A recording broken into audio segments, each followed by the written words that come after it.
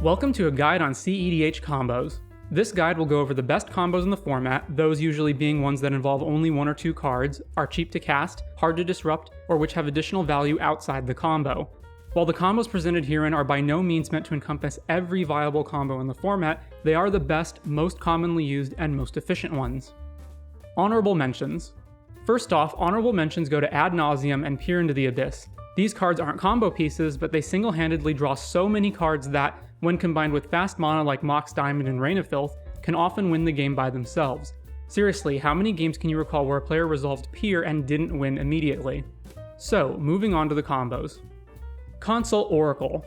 What list of combos would be complete without Thassa's Oracle, the bane of EDH? Simply put, Thassa's Oracle is a 2-mana creature that wins the game when it enters the battlefield if you have an empty library. There are many cards that facilitate this, the best being either Demonic Consultation or Tainted Pact. Demonic Consultation is a 1-mana black instant for which you name a card, then initially exile the top 6 cards of your library before continuing to exile cards until you find the one you named. But none of that matters because you're going to name a card that isn't in your deck, thus exiling the whole thing. Therefore, you can play Oracle and, with its trigger on the stack, cast Demonic Consultation and exile your whole library. Tainted Pact is a similar 2-mana black instant, except instead of naming a card and exiling the top 6, you just exile cards one at a time until you decide to stop. You can therefore decide never to stop and exile the entire library. Each card has its trade-offs. Tainted Pact requires 1 more mana, which is slower and gives you fewer resources to hold up protection for the combo. However, it's more useful in other scenarios outside the combo where you can just tutor for different cards, whereas Demonic Consultation always carries the risk of accidentally exiling the named card out of the top 6 or exiling other important cards. Underworld Breach. Underworld Breach is an incredibly powerful combo enabler that works with a few different cards. It's a 2-mana enchantment that lets you cast spells from your graveyard by exiling another 3 cards from there in addition to paying their normal cost. All Breach combos require Lion's Eye Diamond, a 0-mana artifact that can be sacrificed to add 3 mana of any color and discard your hand. With Breach and LED, you just need Brain Freeze, a 2-mana instant that mills a player for 3 cards and has Storm. So, you cast Breach for 2 mana, cast LED and sack it for 3, then cast Brain Freeze from your graveyard and target yourself, milling enough cards to continue recasting both spells until you've milled over everything since the Storm count keeps going up. At this point, you can just cast Oracle from your graveyard, or breach out Brain Freeze again on all your opponents to mill them out, then pass the turn and let everyone deck themselves. This combo can technically be done with Lotus Petal instead of LED, but it's much harder to pull off since it requires that you have 9 cards per escape instead of 3, meaning you have to have an initially higher Storm count. If you don't have Brain Freeze, you can use the mana from LED to cast Wheel of Fortune instead, since it'll discard 7 cards per iteration, enough to cast both spells and eventually find your win con. The downsides are that Wheel makes your opponents draw as well, meaning they may be able to draw into interaction for you. Also, if the number of cards remaining in your library isn't divisible by 7, there's a chance that the win con you're digging for could be in the bottom 1 to 6 cards and thus be inaccessible. Breach combos are quite good for a number of reasons. They're normally cheap to play since you usually only need 2 mana for the namesake card and then LED provides the rest. Breach being an enchantment and escaping spells is also hard to interact with. Breach can also sometimes be used simply as a value card to reuse other spells or to immediately tutor for the rest of the combo.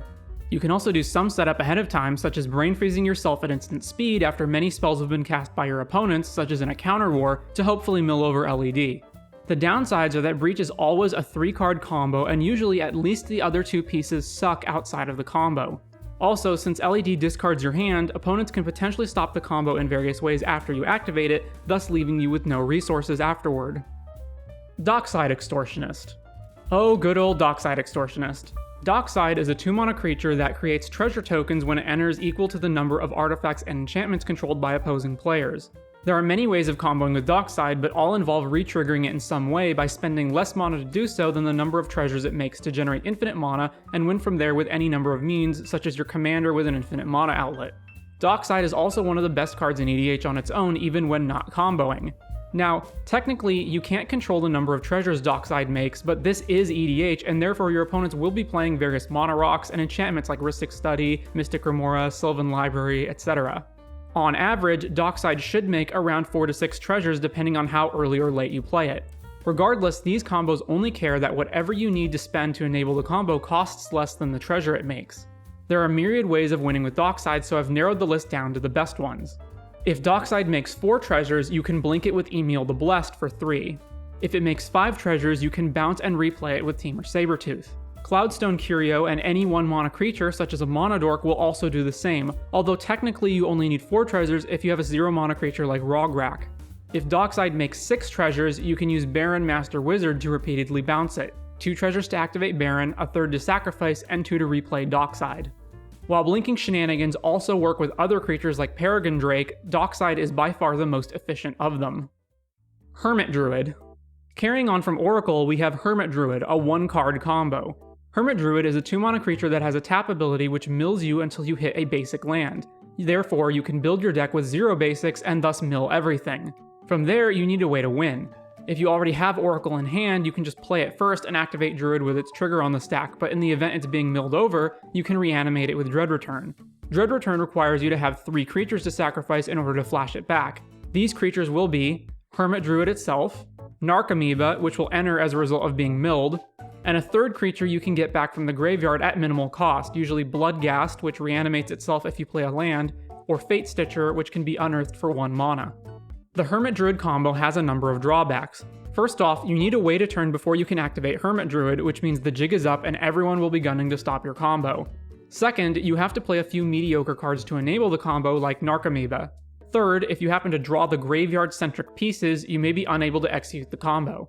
Fourth, by not playing any basic lands, your deck is more susceptible to cards like Blood Moon, Assassin's Trophy, Path to Exile, and so on. And fifth, it's a lot easier to interact with than Console Oracle. Apart from Hermit Druid being a turn slow, any of the creatures can be killed at instant speed before you get all 3 into play for Dread Return. Some players will use a card like Memory's Journey as a backup plan to prevent them from losing by decking out in case the first mill combo fails. Spellseeker. Speaking of 1-card combos, Spellseeker enables a tutor chain that can win the game by itself. Spellseeker is a 3-mana creature that tutors an instant or sorcery that costs 2 or less. This combo requires that you have 6 mana to start with and a 7th mana soon thereafter. With 6 mana to start, cast Spellseeker and tutor Ephemerate. Ephemerate blinks Spellseeker, which tutors Final Fortune. Cast Final Fortune to take an extra turn. Final Fortune states that you'll lose at the end of that turn, but that doesn't matter because you're going to win on that turn. Now in your extra turn, Ephemerate rebounds and blinks Spellseeker, which searches for Enlighten Tutor. While still in your upkeep, cast Enlighten Tutor and put Underworld Breach on top of your library. Proceed to your draw step and draw Breach, then go to main phase. You'll need 1 more mana than you needed last turn, so play a land. Cast Breach to gain access to the cards you've binned. Escape Ephemerate and blink Spellseeker to get Brain Freeze. Escape Enlighten Tutor and put Lion's Eye Diamond on top of your deck. Finally, cast Brain Freeze on yourself and mill over LED. You now have the Breach LED Brain Freeze combo ready to go. Dramatic Scepter. Dramatic Reversal is a 2-mana instant that untaps all your non-land permanents. You can imprint it onto Isochron Scepter, a 2-mana artifact which exiles a 2-mana or less instant and can pay 2 to tap and copy it.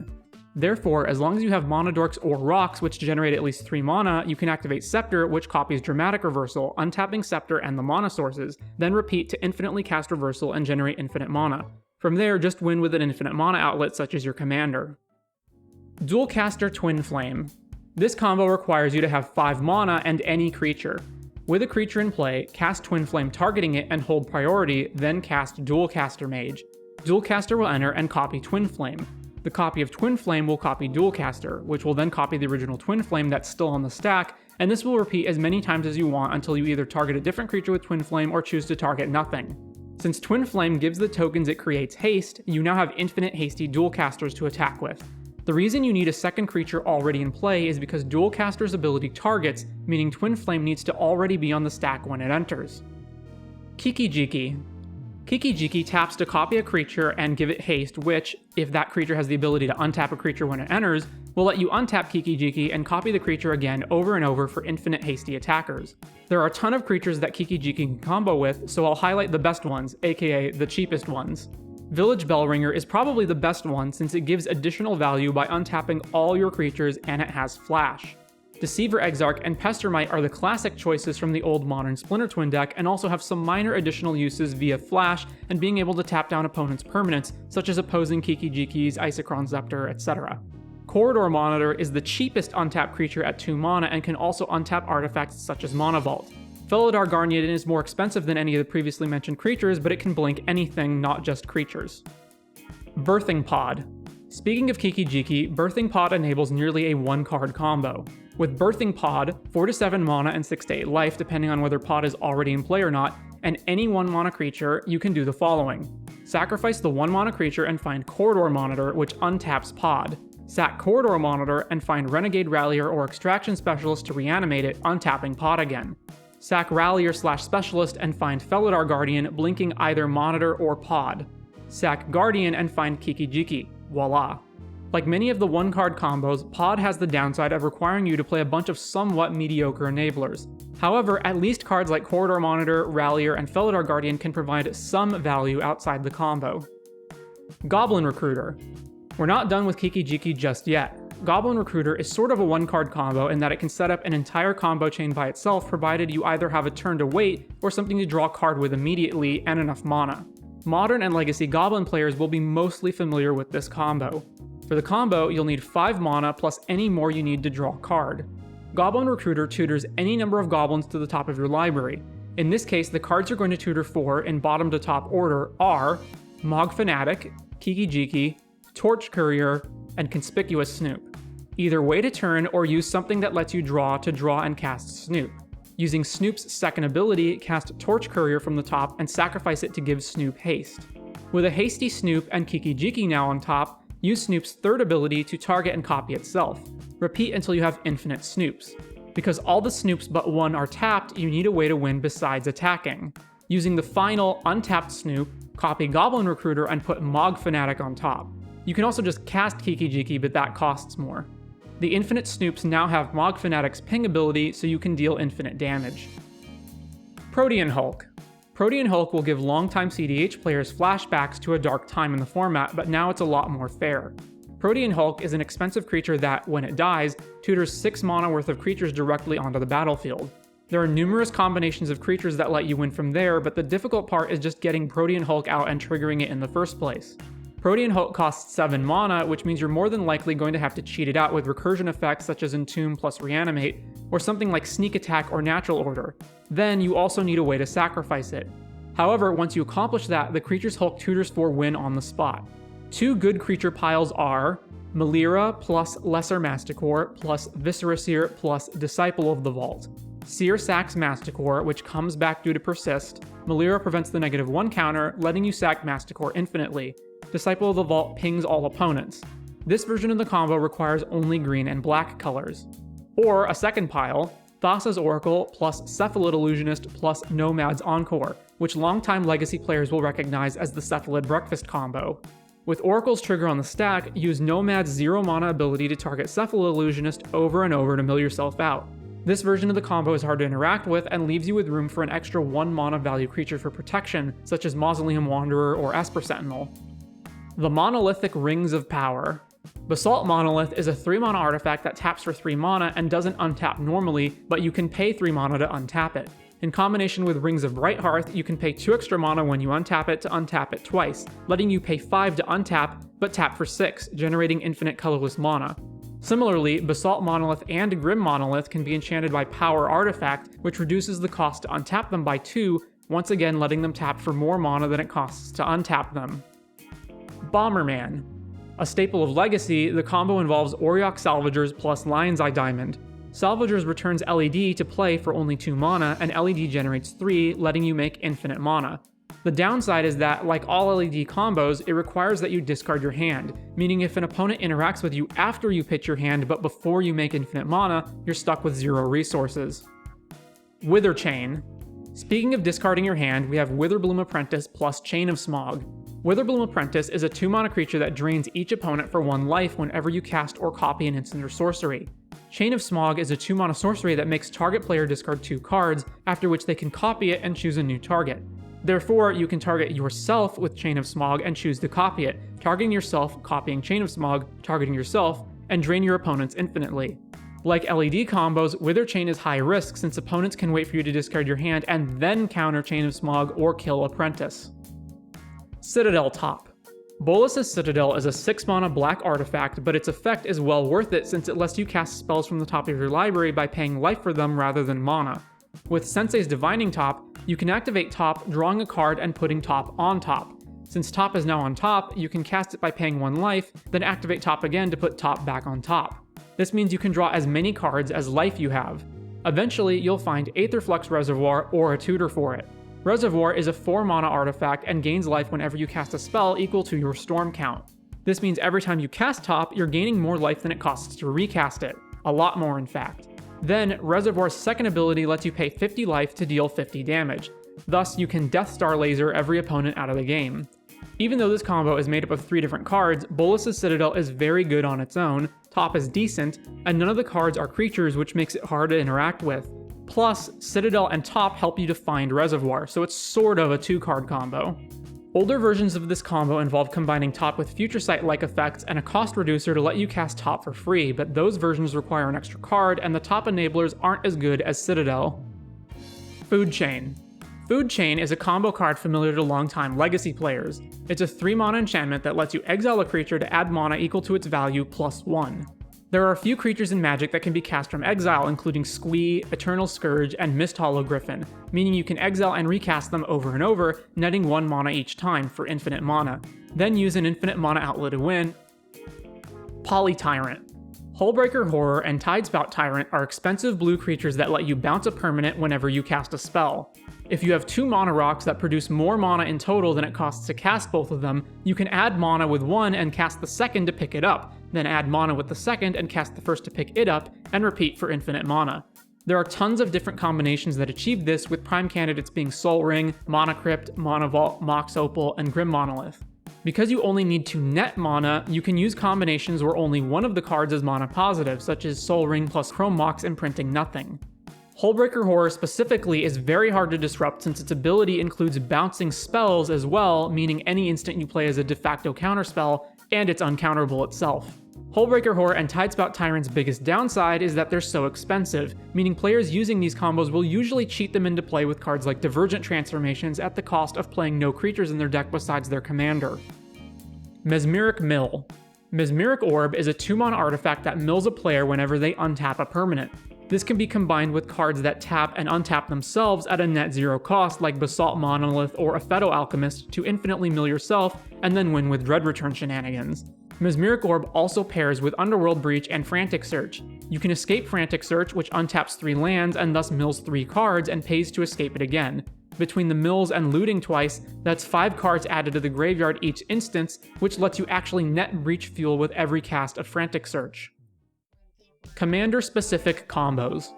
Lastly, we have a few notable commander-specific combos. Combos that involve the commander benefit enormously in terms of consistency from the fact that you always have access to it and are quasi-1-card combos as a result. The obvious drawback is that these combos are designed with a specific commander in mind, meaning they're usually too inefficient if you aren't playing that commander as a commander. Urza's Orbs.